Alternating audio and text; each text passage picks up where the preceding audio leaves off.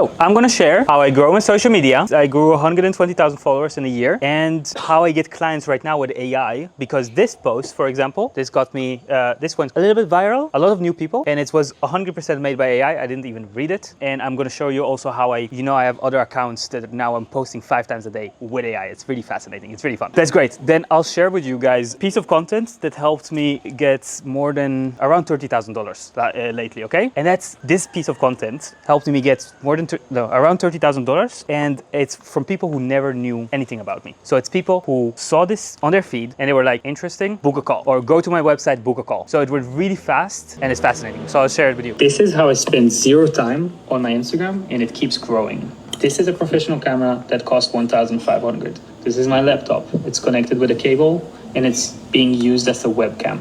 Now I show up to all my meetings with this setup, and my computer basically optimizes the video so it's not huge files. It color grades it and it adds filters. And when I click start recording, it starts recording, and when I click stop, then it uploads everything to my social media team. I have 15 video editors in Portugal and Nepal, and they upload all those videos to an AI. AI transcribes, does research on what's trending right now, what is my audience looking for, and then it tells my video editors exactly what to do to go viral. Got it?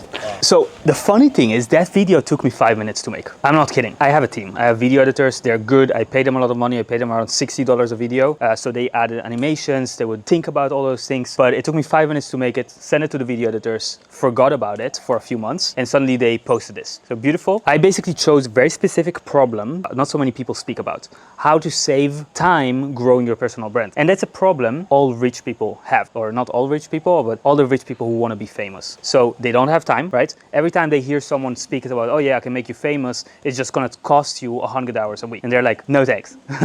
So that's why it speaks to rich people. And I always try to do some research about, okay, what do rich people are looking for? What kind of problems do they have that I can be the only one who's talking to them? And that's basically how I came up with this idea. Did it. It was really intuitively. And actually, like those systems I think about a long time. So this whole process is something I'm building, and I'm always thinking, how can I make it for more rich people, right? Yeah, what questions do you guys have around that? Clients, you mean, or? Yeah, with how I get clients.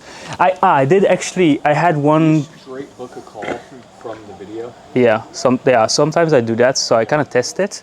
So people had to comment something, and then it would send them... I think I tested different phases. So I tested like giving them a free course about how I do it, and giving them like a... Yeah, and I think I made most of the money from... Is it high ticket, or? It's high ticket, yeah. Make sure there's not just a bunch of like really low quality leads that they're... So what I do is, because rich people, they don't really want to get, like this is a mistake I see a lot of people do, a lot of you probably doing it, is like, okay, book a call with me and I'll ask you like 16 questions before you book a call. For rich people, that's a turn off. And I speak, like all my clients are super rich. They're like, oh yeah, they ask me too much questions, and then they make it so hard for me to, buy. I have money, I just don't want to spend too much time, and I want to make it easy. So I make it as easy as possible for people to book a call and buy from me, but I cancel half of my calls. So I'd ask them, what is your profile? I'd go into your profile. If I see that they're not maybe qualified, I'll go and qualify them, ask them questions, what's the purpose of the call, or just cancel the call. Yeah, but rich people, they just don't want to be qualified, so I'll just make it easy. And you can kind of tell from their profile often. I think the statistics are quite interesting here as well, because it got me a lot of... So hang on, so you look at their profile, you assess if they're rich or not? Yeah,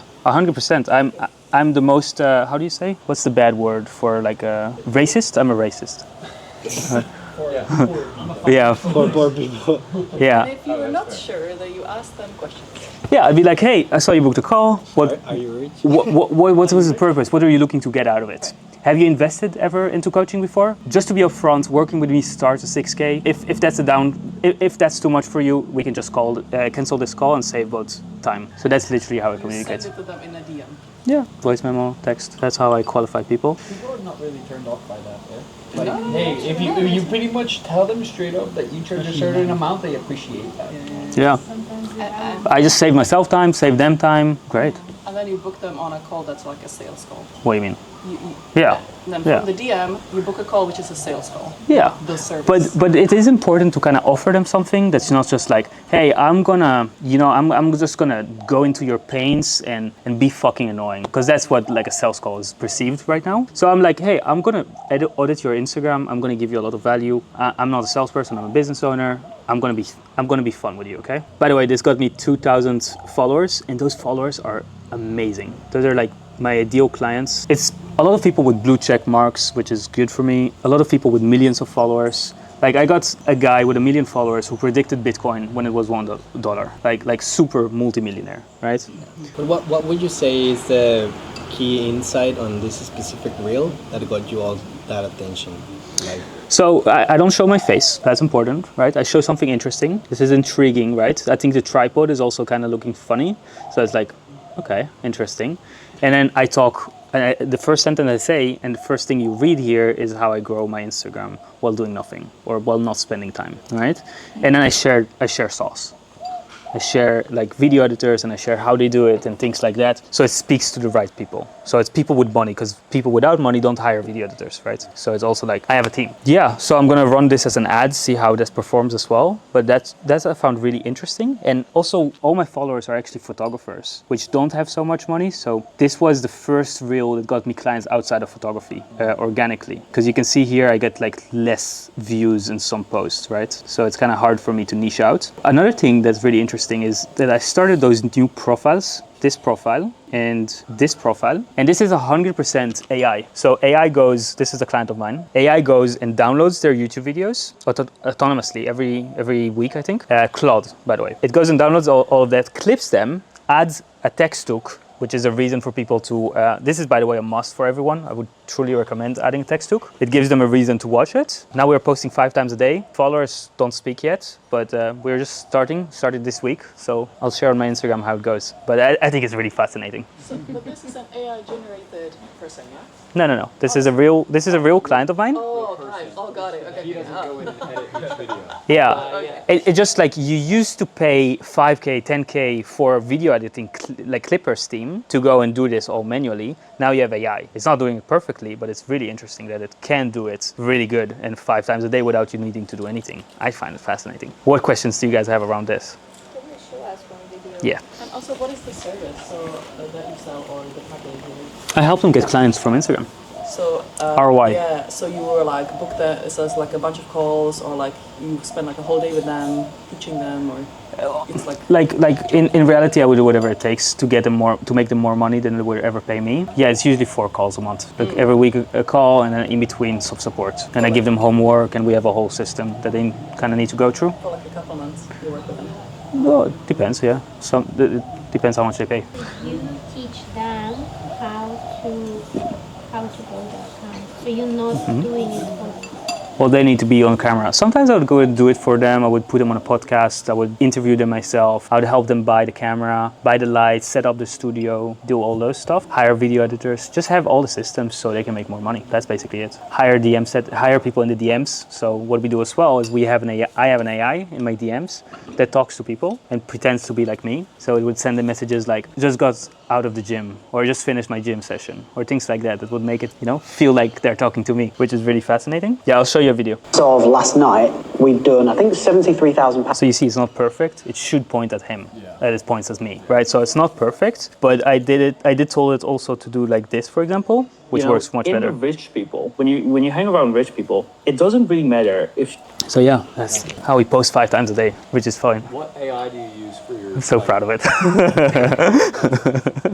What AI do you use for your DMs? Getrevio.com. Do you know that? That's $300 a month.